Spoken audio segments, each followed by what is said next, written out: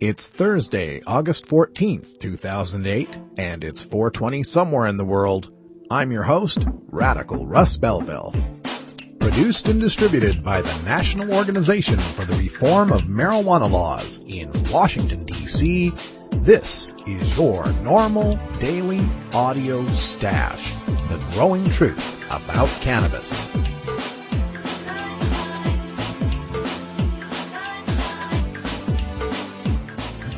Welcome to the most popular podcast regarding marijuana in all of America and all the world, featuring interviews with scientists, politicians, doctors, prohibition policy activists, regular cannabis consumers, musicians, and NORML staff and NORML's board of directors, along with music and comedy no other podcast can offer.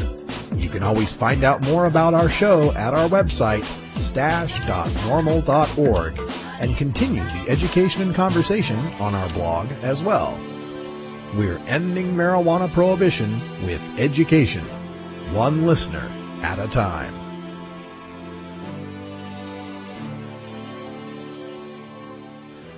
The podcasting and blogging technology for the NORML Daily Audio Stash is provided by Red Aphid Interactive Media. For your professional web design needs, visit redaphid.com. Hey everybody, welcome to the Stash. We've got 2 days before the Seattle Hemp Fest, getting real busy here, packing up all the gear and getting ready to cover it. We are going to have plenty of interviews and audio from the Seattle Hemp Fest coming up in future podcasts.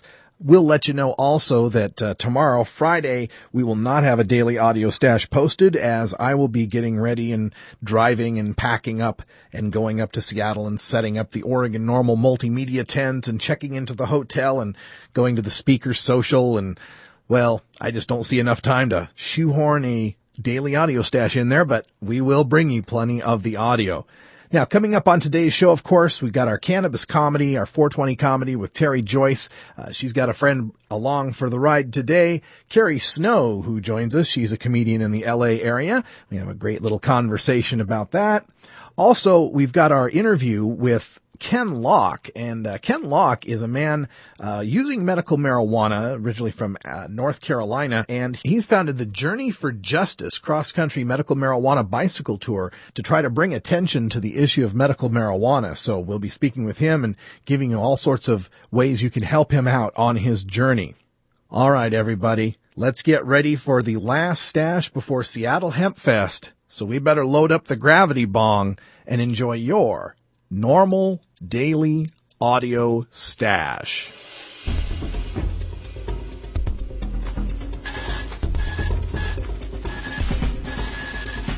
Now it's time to take a look at the latest stories about marijuana from news organizations across America and around the world in our NORML Daily Audio Stash, Hemp Headlines.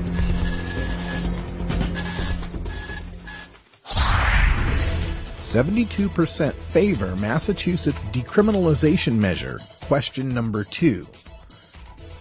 Of the 3 questions on the Massachusetts ballot this November, only one question, question number 2, the decriminalization of marijuana, appears all but certain to pass, according to a poll analysis released today by 7 News Suffolk University. 72% favored the proposed law, which would replace the criminal penalties for possession of up to 1 ounce of marijuana to a civil penalty of forfeiture of the marijuana and a fine of $100. 22% opposed the proposed law. David Paleologos, director of the Political Research Center at Suffolk University, said, quote, "The public may be signaling that pursuing small-time marijuana users is a waste of taxpayers' resources. This issue suggests that there is a libertarian streak in the thinking of Massachusetts voters." End quote. Will this be the year of the 13s? Massachusetts is poised to become the 13th state to decriminalize marijuana, and Michigan voters will have a chance to make it the 13th medical marijuana state. 13 states bound together by hemp to fight for liberty. That sounds like the spirit of America to me. California's Supreme Court to review People v. Kelly. The state Supreme Court returned to the medical marijuana wars Wednesday agreeing to decide the validity of a law that shields doctor-approved pot users from arrest for possessing up to 8 ounces of dried marijuana or growing 6 plants. The justices voted unanimously to review the issue after a prosecution appeal of a lower court ruling in May. In that ruling, an appellate court found the 2003 law, SB 420, conflicted with California's 1996 Medical Marijuana Initiative, which allows possession of an amount of marijuana reasonably related to the patient's current medical needs, but did not set specific limits. The appellate panel overturned the conviction of a Los Angeles County man who possessed more than 8 ounces of marijuana and ruled that the 1996 initiative bars the legislature from specifying the amount a patient can possess. Americans for Safe Access argued that the 2003 law did not limit the amount of marijuana a patient could possess, it merely set guidelines for police. Striking down the law would eliminate a statewide standard that protects qualified patients from unnecessary arrests, Attorney Joseph Elford argued in court papers. The American Civil Liberties Union offered a different interpretation. The 8-ounce limit and protection from arrest is an option that applies to the more than 18,000 patients who have obtained medical marijuana identification cards, also authorized by the 2003 law. All patients remain covered by Prop 215, which allows doctors to recommend greater amounts of marijuana and leaves local governments free to set higher limits, ACLU lawyer M. Allen Hopper said. San Francisco, for example, allows possession of up to 24 marijuana plants, he said. Deputy Attorney General Michael Johnson took a similar view, arguing that without the numerical standards, law enforcement has no clear legislative guidance, and medical marijuana patients have little incentive to volunteer for the cardholder program. The Supreme Court has not yet set a hearing date.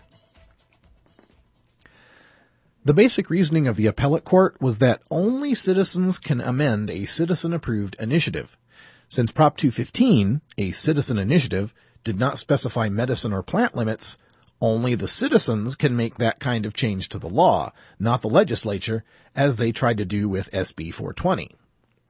Setting plant and possession limits, as the other 11 medical marijuana states have, is an unworkable burden of a compromise to deal with the maddening notion that some pot smokers are patients and the rest are criminals. If marijuana were legalized for all its users, there would be a regulated commercial marijuana market and no need for plant or medicine limits.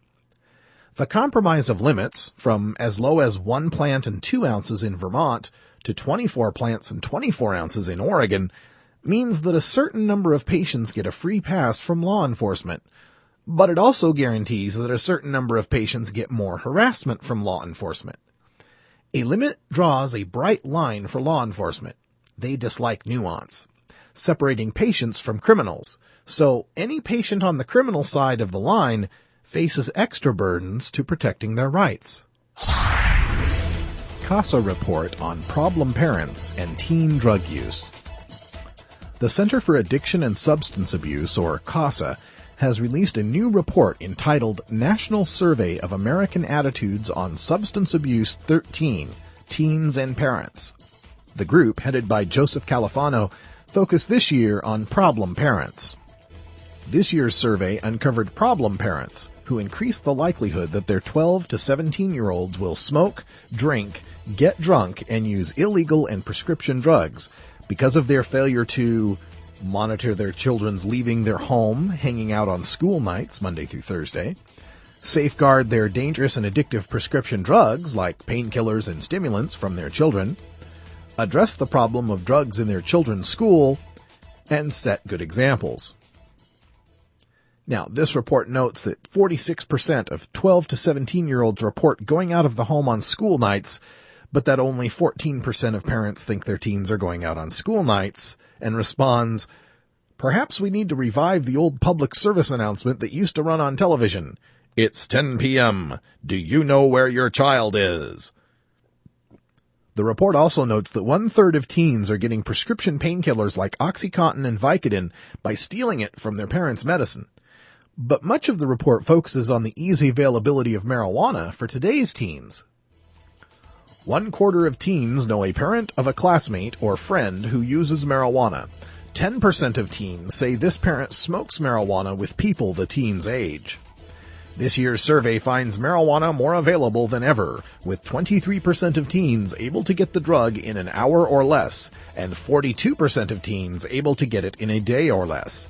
It reveals a 35% increase over last year in teens who can get marijuana in an hour or less, and a 14% increase over last year in teens who can get the drug in a day or less. More than 2/3 of the oldest teens we surveyed, 17-year-olds, can get marijuana in a day or less. In contrast to the success of public health campaigns about the dangers of smoking cigarettes, we have not been as successful in the effort to curb marijuana use. Well, maybe that's because we A, card kids who try to buy smokes, B, smokes are legal and thus have no black market profit potential, and C, the health warnings we give on smokes are actually accurate and meaningful to kids. For years, CASA has been asking teens, which is easiest for someone your age to buy, cigarettes, beer, marijuana, or prescription drugs such as OxyContin, Percocet, Vicodin, or Ritalin without a prescription. Over the years, teens have indicated that cigarettes and marijuana are easiest to buy, followed by beer and then prescription drugs. For the first time this year, more teens told us that prescription drugs are easier to buy than beer. Well, much of this can be traced to two phenomena: the rise of internet-based pharmacies that evade much of the controls we place on prescriptions, and the increase in overprescribing of drugs, particularly Ritalin, that provides a ready supply. Again, I'd note that kids consistently find cigarettes and marijuana easier to get than beer. Well, cigarettes we could pin on an 18-year-old age limit, and many older teens having an 18-year-old friend.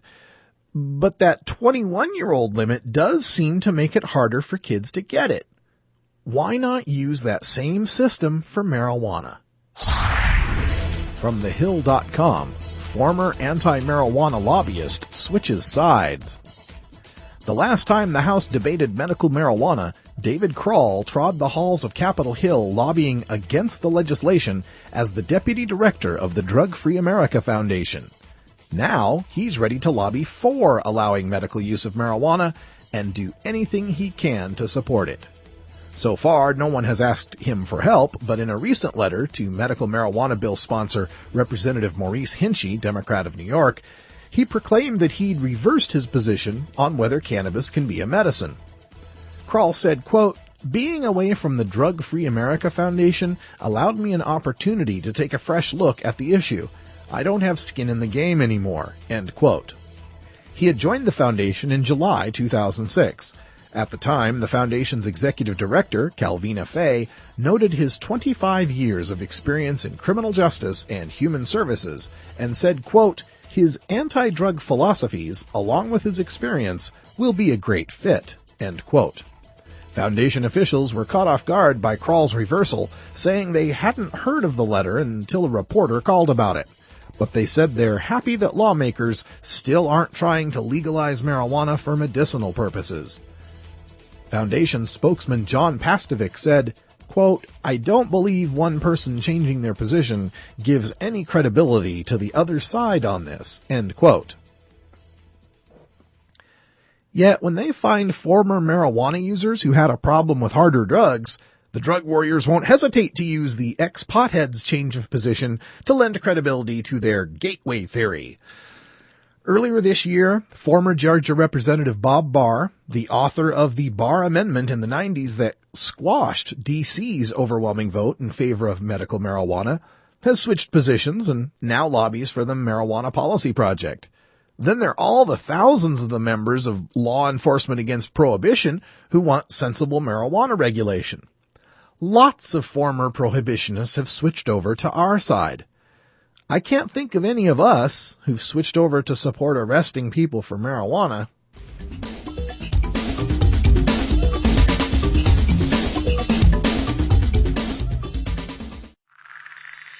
Hello, I'm Paul Stanford from the Hemp and Cannabis Foundation, or THCF. Medical marijuana is legal in 12 states today, and THCF has medical clinics in 6 of those states. Our physicians help qualified patients obtain an authorization for medical marijuana in their state. Patients are eligible for medical marijuana with a history of either severe chronic pain and or nausea, cancer, AIDS or HIV, hepatitis, glaucoma, seizure disorders like epilepsy, chronic muscle spasms as in multiple sclerosis or asthma, neurodegenerative diseases such as Alzheimer's, and gastrointestinal disorders like IBS or Crohn's disease. If you or someone you know has one of these conditions, our doctors will help them obtain a permit for medical marijuana. THCF Medical Clinics has offices in Washington State, Oregon, Colorado, Nevada, Hawaii, and California. Call 1-800-723-0188 or go to the web at www.hemp.org or 1-800-723-0188.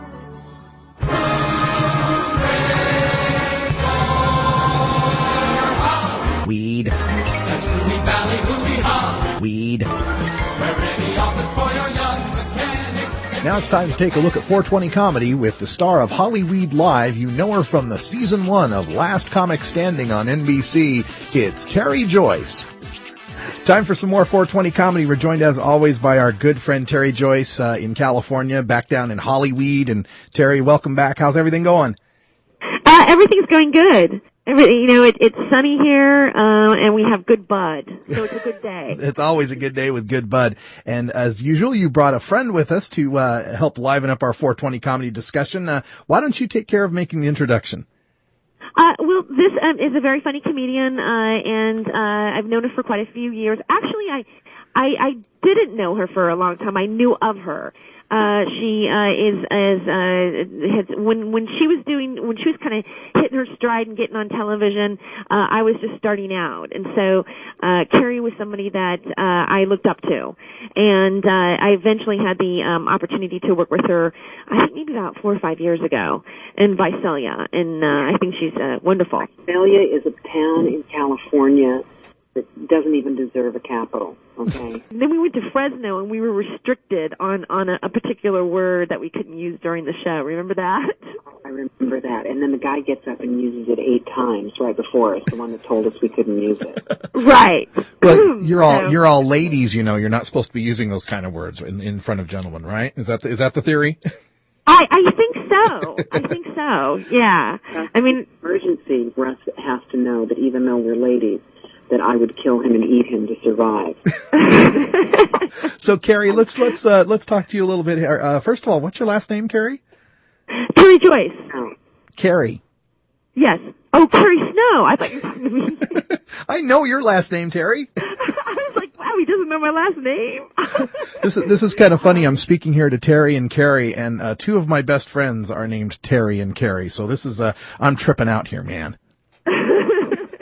Carrie, so what's happening with you, Carrie? What do you, where are you performing lately? Well, I'm doing a benefit on Saturday for people from Cape Verde that are having a movie made about them. But I work at the Comedy Store every other Friday when I'm in town, and I'm just gigging around. I parlayed a $20 job at a show called Offensive Women into a $40 gig at Girl Bar. Oh yeah, my career. Number 1 with a bullet, huh? So I feel so much better. Now, can you get a prescription in Oregon? Well, it's a recommendation, it can't be a federal prescription, but absolutely. I work with medical marijuana patients up here, and we have about 20,000 registered patients and statewide limits of 24 plants and 24 ounces. Do they have dispensaries and everything? No, we don't have a dispensary system up here. It's all, it's patient cooperative, basically. Patients can freely share with each other, but there can be no commerce in it. Ah, okay. Well, I'm from Berkeley, so I believe in that whole peace, love, share your stuff. But I also think that California is now better than Amsterdam because you don't have that nasty cavity search, on the way. Some people go just for the cavity search. Oh, well, that and the hash bonbons. And the hash bonbons, yeah, absolutely.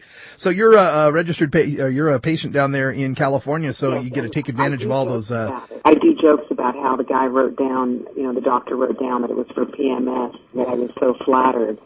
I didn't want to tell him that ship had sailed. I'm telling you, I've had gastric bypass 94, and it really does settle my tummy. It does everything, and that's why, the only way that it's going to ever be legal is the government makes money from it, because, that's how the government works. Yeah, I've often said that, you look back in history, and Queen Victoria used to eat hashish for her menstrual cramps, and I always say that, if the world were run by women and they knew how much this could cure cramps, it'd have been legal a long time ago. I think marijuana actually saves marriages because it does make a difference with premenstrual syndrome. I mean that's one of the reasons why I hate to admit it, but that's one of the reasons why I use it because I would just be angry. Yeah, I mean, or crying every 2 seconds. It saves lives, not just marriages. Okay. Oh, absolutely. It does save lives. You're right. I mean, cannabis saves lives on many different levels. Not just what it does for you medicinally, but what it can do for our planet. I mean, hemp, and we all know this. And when we talk about the government not making any money off of marijuana, they are. Our dispensaries pay taxes to the government, and then they continue to raid them. Which to me, it's like, well, that isn't that taxation without representation? Somewhat. The fact that I only go to registered dispensaries that do pay taxes, just so that I know that I'm part of the solution. Right. And I'm angry that they're still raiding them. And if you think that things will change if we get a president who's read a book. Well, it's hard to say. I was excited when Bill Clinton got elected because I thought, here's a sax playing guy who's at least knows people that smoked weed, if he even won't admit to it himself. And yet, in the Clinton administration, they tripled the number of people that got arrested for marijuana. So, I'm hoping with a Democratic administration we'd get something better. Having Barack Obama admit to having inhaled frequently. But let's just see what happens. I'm reading his book now, his first book. Yeah, Dreams from My Father. And he admitted to everything, but he also admitted, walking away from, from smoking. And in fact, that's what Tommy Chong said, that, it scares the government that there's no withdrawal from it, and because it's so healthy. I think, my biggest sacrifice for my country to date was when I didn't smoke for 11 days when I did a USO tour. And I decided after about 4 days, but that might have been because I had no luggage, and I was like, sharing a pair of underpants with my tour manager. That could have been part of it. That could be it. Where were you at, Carrie? Well, I'm not famous enough to go anywhere really dangerous, but I went to bases in Spain and Italy. Oh, no wow. luggage for 11 days. Boy, did I learn a lot. Yeah, I'll bet. And the soldiers, they were so, first of all, seeing women carrying guns was pretty right on. I'm not a big warmonger, but I told them that I couldn't have guns because I wouldn't be able to stop shooting. Back to the, it was wonderful because it lets you know that, where you are politically, these kids are doing things for the right reasons. I mean, don't get me started about, but I think they're letting people in the service now if you have a pot bust. Yeah, it's, what's really frightening about this is that the federal government will take away your student loans and Pell Grants to go to college, but now they'll take you in the military. It's kind of a backdoor draft if you think about it. That's an interesting thing. I would like the draft, even though rich people's children have always bought themselves out of it. I would love to see that come back and see how fast we were at peace again. Yeah, maybe if more people were called on to sacrifice that didn't want to sacrifice, instead of letting all the poor people take the brunt of the military sacrifice here, there'd be some sort of difference. We'd have to see. Well, it is an American tradition, to pay somebody to serve your time for you. Well, that's another, when we're talking about medical marijuana, that's another thing I'm looking at in the next 10 years when we have all these vets coming back with post-traumatic stress and severe brain injuries, how much medical marijuana could help them. I'm really hoping that we can bring enough attention to it that we could do something about this federally. Well, That's a really good angle to take on that as well, I think. Yeah. For a real, but see, the problem is it's a simple, almost holistic approach to stress, and unless the government makes money, that's how we've got to do it. And I wish that a coalition of doctors would be great to stand up and say this. Let's do that. Yeah. Let's put on a show, yes. In our basement. We'll get Spanky and all the kids. Of course, Terry, with her heart is so true and pure. I want to thank Young and Fresh and having the energy to do all this. California is such a progressive state in so many ways. I mean, we have the gay marriage issue happening, we have the marijuana issue happening, and especially with what's going on, we do have the dispensaries. We are the most progressive state that way. And the eyes are on us to survive this because, if we can survive it, then we set the precedent for the rest of everything else. And we are spending billions of tax dollars on having the feds raid us for this, and we have an economy that's declining at the same time. It's like I feel like I'm in an episode of Reno 911. It is a little weird. It's like, how does this make sense? Are you high?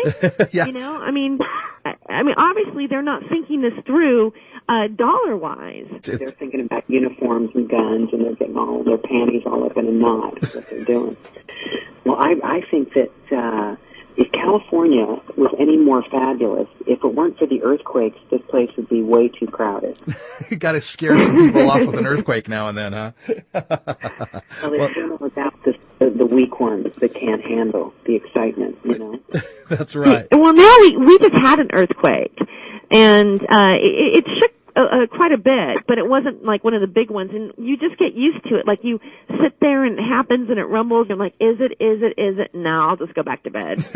Well, I was walking my dog down a hill, and I thought I was just dizzy, and I liked that. And then everybody tells me it was an earthquake. Wouldn't that be something the earthquake hits right as you're trying a new strain of pot? Right? You're trying this new strain of pot. The guy says, man, this is great. It'll knock you out, man. You take that first puff and then the earthquake happens. You're like, wow, this is great. Just a thought. Oh, ladies, I have to wrap things up here. Carrie Snow is appearing at the, where was the Comedy Store, did you say? I work at the Comedy Store. I'll be at the Comedy Underground in Seattle. I believe that's September 18th, 19th, 20th, around there. Oh, great. You can get DVDs on my website, carriesnow.com. And how do you spell Carrie? Carrie, fashion spelling. Oh, okay. Okay. C-A-R-R. Well, now girls spell it K-A-R-I. Pretty soon they're shortening it so much it's going to be just K. Exactly. So Carrie, you spell it the Stephen King way. Thank you. And of course, my prom date is now, like in the city council in the town I grew up in, and I'm sure he's gotten a lot of mileage out of that. Yeah, I'll bet. Well, Carrie and Terry, thanks for joining us here for our 420 comedy segment, and Terry, we'll talk to you next week. All right. I smoke lots of weed, man. I plant that big old seed, man. I smoke every strain there is in town. From the super sticky green to the headache mixed brown, I smoked every strain there is around. I know that I like it. I know that lots of people like it. So let's see what happens if you overdo it. Do we have any pot smokers here today? Any at all? My name is Doug Benson, and I'm about to get super high. The term medical marijuana, you've basically, you drank the Kool-Aid.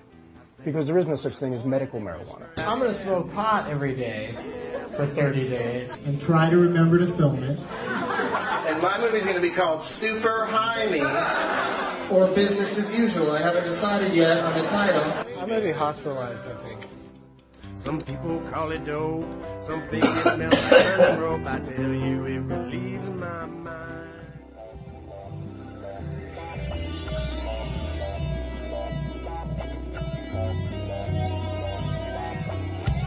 Here at the NORML Daily Audio Stash, we work hard to change our nation's marijuana laws through education and discussion.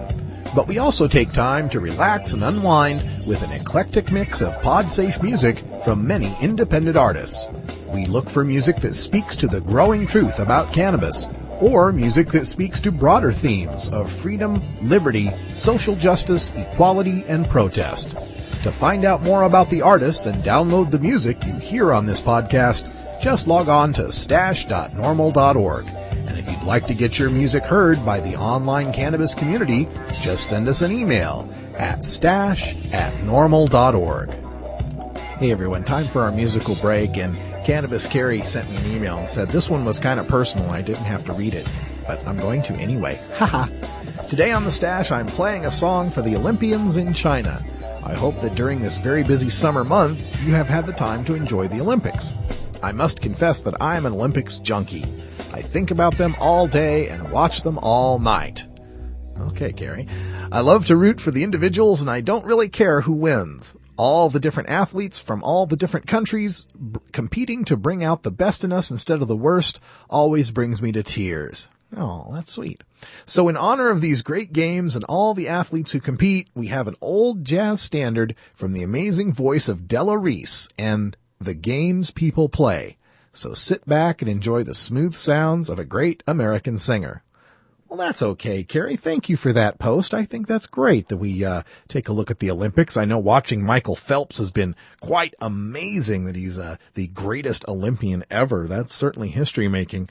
I don't like what they've done with boxing, though. What's up with the boxing scoring? That sure isn't working. Anyway, let's get to the music. You can learn more about this music by visiting our blog at stash.normal.org, where you can also get an MP3 download of this song. It's the classic Della Reese with Games People Play.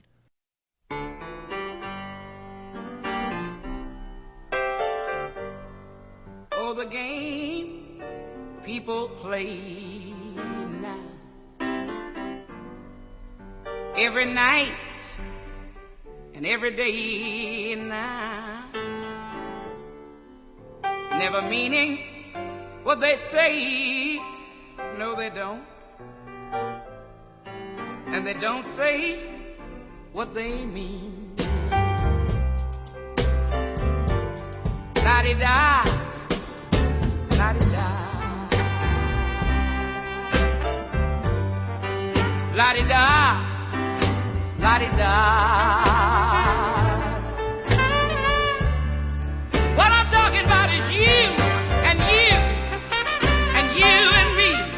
Oh, yeah. And these games that people play.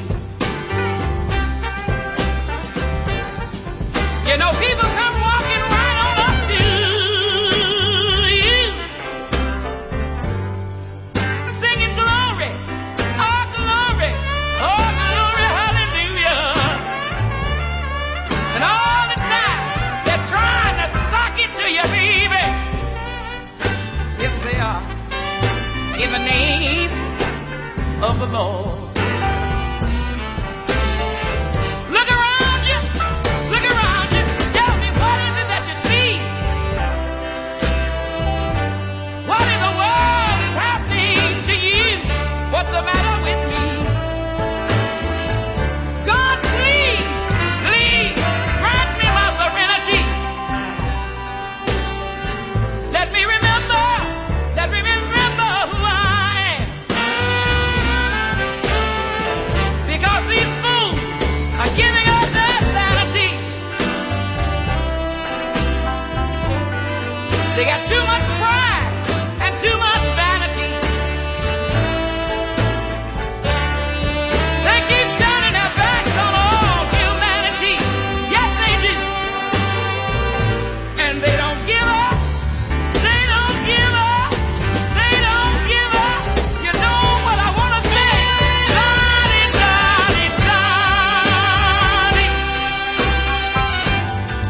La-di-da. La-di-da. La-di-dee.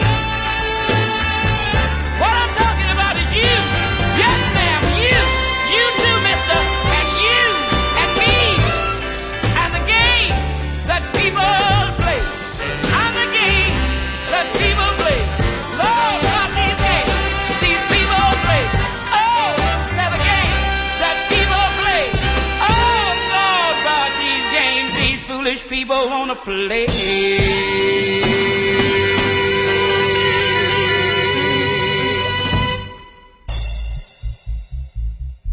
Hi, I'm Keith Stropp, the founder of NORML.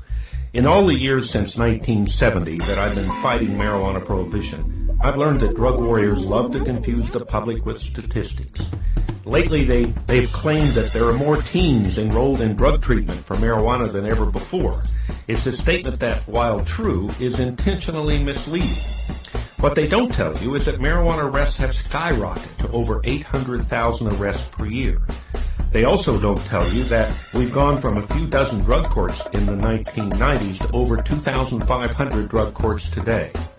The kicker is that those drug courts sentence teens routinely to drug treatment for marijuana whether they need drug treatment or not. So they arrest more people for pot, require them to enter drug treatment, then claim the higher treatment numbers justify more pot arrests. It's an absurd proposition, but no more absurd than banning a plant. Learn the facts about pot.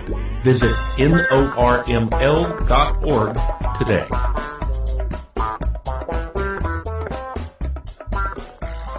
Here at the Normal Daily Audio Stash, we like to help the groups that are out there trying to help other people with regard to medical marijuana or consumer cannabis or industrial hemp. So one such group is joining us today. We're speaking now with Ken Locke, who's the director of Journey for Justice 7, a 2009 cross-country medical marijuana bicycle tour. Ken, welcome to the Daily Audio Stash. Thank you, Ross. How are you? I'm doing good. So Journey for Justice, how did this get its start? When did you guys start doing this, and what is it? Let's see. How did I get started? Basically, I guess it all started back in November 15th, 2001, or 13th, November 13th, 2001, when I got struck by a treetop that broke out and basically shattered my skull and made me unconscious. I got flown by helicopter to Asheville Hospital, where they did reconstructive skull surgery and lots of stuff that I wasn't aware of. They took hematomas off my brain, and I still, to this day, I got 12 screws and 6 plates that float my skull that they reconstructed in place. Now, which state do you live in now? North Carolina. Okay, Asheville, North Carolina. Okay. And then after about a year and a half of, when I came back home, and about a year and a half of pharmaceutical prescribed medication, I'd been through 2 grand mal seizures and several other smaller seizures in between, and went from 184 pounds down to about 124. Ooh. And I'm 6'1", so that's real thin for my size. And I asked my doctor about medical marijuana. I said, I've already had these 2 seizures, and I'm basically, the way I feel, I'm dying. And why can't I try medical marijuana instead of these pharmaceuticals? Because, I'm dying on the pharmaceuticals, at least let me try another avenue. Yeah, right. And he basically told me, his hands were tied because of the federal laws, and the state of North Carolina's hands were semi-tied because everybody's scared of the federal laws. And we all know the federal laws that are written about cannabis are totally unconstitutional, and they're lies. Yeah. So you started Journey for Justice then to raise awareness in North Carolina originally then? Well, I started researching on the internet, other people out there, and I had this idea. I said, okay, since they're not doing public, sharing public information, the government or the research people, why can't I put cannabis to the test and try something strenuous that would most likely bring on another seizure? I know it's scary to do, but it had to be done. Okay. And bicycling came to mind. Then I got to thinking, well, it's been like 28 years since I've even been on a bicycle. And so, I threw the idea out there on the internet, and Kay Lee, she's part of November Coalition. She does a lot of helping of people out there. She got in contact, and she goes, it's a heck of an idea. And so I went from there, and we organized it together as possibly best we could, family and grassroots, and put the word out, and went to Folly Beach and met up some news and began our journey across the United States. How many miles did you put in on that first tour? On the first tour, it took 87 days total from beginning to end. That was to start, to ride across the United States, and then drive back home. Almost a total of 4,700 miles on my bicycle. Wow. We did a lot of PR work in Colorado. I spent a full month in Colorado so that I could actually go and see a doctor out there, because you have to at least stay a full month in a state to even apply for citizenship for that state. Okay. And so I did PR for a full month in Colorado during the trip, and then I went to a doctor's board and had all my medical paperwork transferred from North Carolina to Colorado. Saw the doctors and everything. They looked at my skull and they said, "You're lucky to be alive. And it's amazing, your benefits that you're getting from cannabis with your head injury. Yeah. What you're doing on a bicycle, because you're testing it." And I said, "Well, someone's got to test it." Wow. And I got my medical recommendation. That's great. So your patient recommendation in the state of Colorado, have you done any of the other states as well? Colorado, once the 30 days, I got my 30 days done in Colorado and got my recommendation and everything. Follow the rules by the book. Then I continued forward and finished out the bike ride. Rode on to San Francisco. Oh, great. So this is now the 7th year you're doing this. Is it just you bicycling, or do you have a team with you? Well, let's see. This time, I've put the word out again, but starting out that we know for sure, it's myself and my fiancée Shirley, and her son that's 5 years old. He'll be 6 years old when we go across the United States, and I bought him a trailer bike that attaches to my bicycle. Okay. So he's going to ride bicycle with me too. Wow. So there's my fiancée, myself, and our 5-year-old, and then we have a 4-year-old, and we also will have a 8-month-old. So we're now seeing which other family member can come with us and drive our support vehicle. Oh, that's great. Yeah. I'm looking at the tour here that you sent me in the email, that you're starting in Vancouver, BC, and you're ending back in Raleigh, North Carolina. Is that right? That's what we were initially shooting for. I mean, that was our high hopes, was to start and make this thing an international bike ride. And because both countries, matter of fact, all countries face the medical problems that we each have. We all face cancer. We have all this going on, and it seems like this drug war is keeping a simple plant away from the whole entire world. Yeah. And that needs to be changed, because everybody, we're educated enough now. It's not the 1920s and 1930s where we're small-minded. This generation's very educated, and it's time to change the laws to match the education. Right. Do you do any presentations? I noticed a lot of stops here. You had, Olympia, Washington, Salem, Oregon, Sacramento, California. So some of the medical marijuana states you're stopping in, but also, Salt Lake City, Utah, Springfield, Illinois, Columbus, Ohio, Charleston, West Virginia. Do you do presentations or any sort of education along the tour at these stops? Basically, what we learned on our first tour was, we weren't sure how it was going to come out. I mean, anything you do for the first time, you don't know what's going to happen. Mm-hmm. And it's like that on any time, but for sure on the first time. But we found that when I started sharing my testimony with people, because they'd ask, what's this all about? Because we had signs on our truck, on the bicycle, everything. And once I got to sharing my medical testimony with people, they're like, holy cow, I know 2 people right here in town, and, they'd say to themselves, too, that we're secret patients. And we'd love to share our testimony, and that's when our recording of lots of other people just exploded. Yeah. It was amazing when I shared my testimony with people. Everyone was like, holy cow, you have the courage, and then their courage would fire right up, and it was amazing. That's wonderful, Ken. And when you make your ride from Olympia, Washington through to Salem, Oregon, I imagine that'll have to take you through Portland, and that's where I'm calling you from. So cool. Let's keep in touch, and I'd love to interview you and get some video and spread that across all the websites that I work for. I also have a cable access show here in the Portland area, so we can get you some attention that way. There's a little change that we have to do to the bike ride, because our dream was to start in Vancouver, British Columbia. Uh-huh. Excuse me. This, for me, a long time ago, I got pulled over and had half a doobie on me. Okay. So I had a charge a long time ago, almost 2 decades ago, for a stinking half a doobie. Uh-huh. Okay.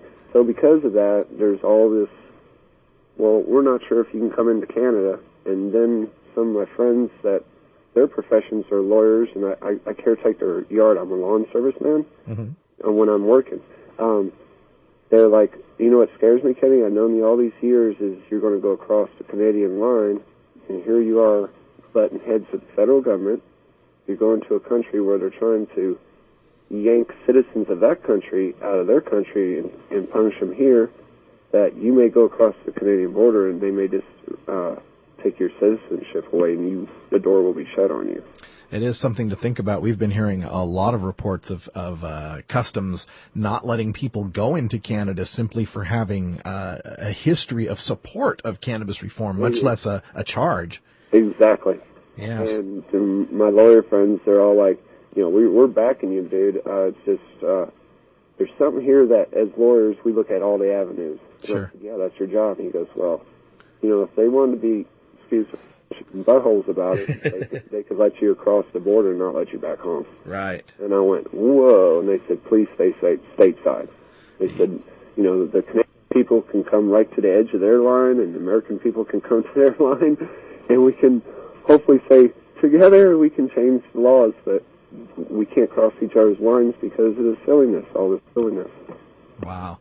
So you've got, looks like you've got tour sponsorship here from OHM Cycles, and also, do you have any website or phone number where people can get in touch if they want to support the ride in any way? Yes. They're welcome to call me at home. It's 828-293-5323. My email is ken_line_lock2001 and also at myspace.com/J4J7. J4J7? Yes, sir. It's letter J, numeral 4, letter J, numeral 7. As in Journey for Justice 7. Yes, sir. Okay, excellent. We'll put that up on our blog at stash.normal.org in case people didn't get a chance to write it down. But I imagine you are probably in need of all sorts of donations, even besides money. I imagine there's a material support you could use, too. Yes, we got all our camping sites and dates, all listed down there. And, God's will and everything, that everything works day by day. The weather don't beat us down and no broken foot or anything like that. But we have our schedule set up, which we learned that needed to be done from our first ride. So now we got that date and schedule so that events and all that can be put together. Everybody has a tool to work with together, a platform in which to work from. If people in each state could help us with the campsites, that would be wonderful. And in each state, we're not asking for a whole bunch of money at all. We just need a little help with gasoline. Okay. And if each state, if monies are concerned, if each state would just put together a little care package that they knew would carry the truck to the next state, that would be very helpful. All right. The way gasoline is, it's ridiculous. Oh, yeah, definitely. Well, we'll get you as much help as we can get you, and we encourage everyone to check this out. Check out our links again at the Stash blog, stash.normal.org. Ken Locke is the director of Journey for Justice 7, a 2009 cross-country medical marijuana bicycle tour. Before we wrap things up, Ken, anything else you want to tell our listeners? Yes. Eventually we'll get a PayPal if necessary. If we have to do that, we'll put a PayPal up. I don't know how to do that stuff, so I'll have to get a friend that knows how to do that. And then if there's any people out there, I'm getting emails from different places of states and a couple of different countries that people would like to join in on their bicycle. There's the route. Each person would need to figure out, have their bicycle and have some funds for food and all that. Everybody's welcome to join in, because the more numbers, the more power. And then if people just want to ride just their state, maybe each state could set up from their state line to the next state line, bicyclers. Because we're not speed demons. We're a family just carrying the word across the United States. Wow, that's so great to hear. Well, yeah, let's get the people in the different states and the NORML chapters and other chapters of drug reform organizations out there. Give Ken a call and let's set something up like this and bring more attention to the issue. That'd be awesome. All right. Well, Ken, thank you for joining us here, and thanks for your time. And hope to see you when you come through the Portland area. Oh, definitely, sir. Thank you for downloading the NORML Daily Audio Stash, the growing truth about cannabis. We are produced by the National Organization for the Reform of Marijuana Laws in Washington, D.C. Our executive producer is Alan St. Pierre. Our deputy director is Paul Armentano. Our webmaster is Brian Judy. And web production is provided by Red Aphid Interactive Media. As always, you can catch up on the latest information about marijuana at www.norml.org.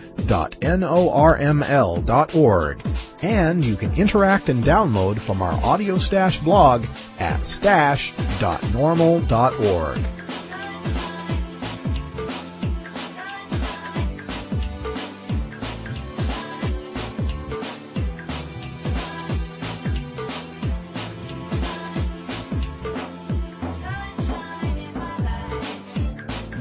For everyone here at NORML, I'm your host, Radical Russ Belville, hoping all your harvests are bountiful and your encounters with law enforcement are non-existent.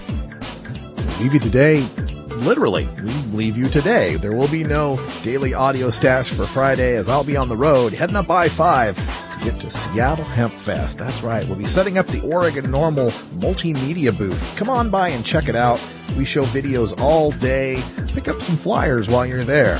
I'll also be speaking 3 times at the Seattle Hemp Fest, and you can keep track of my speaking updates on twitter.com/radicalruss, so you can find out which stage I'm at if you want to come by and give it a listen. It's going to be a lot of fun, and for all of you that can't make it to Seattle Hemp Fest, I'll be picking up as much audio, video, and pictures as I can, posting them to YouTube, and of course, the daily audio stashes in the weeks to come. I'm also headed down to the Democratic National Convention in a couple weeks, and you'll get a lot of audio and video from that too. And thanks everyone for supporting NORML and supporting the daily audio stash and giving me the greatest job a guy could ever ask for. I'm Radical Russ. Thanks for listening, and until next time, take care of each other, tokers.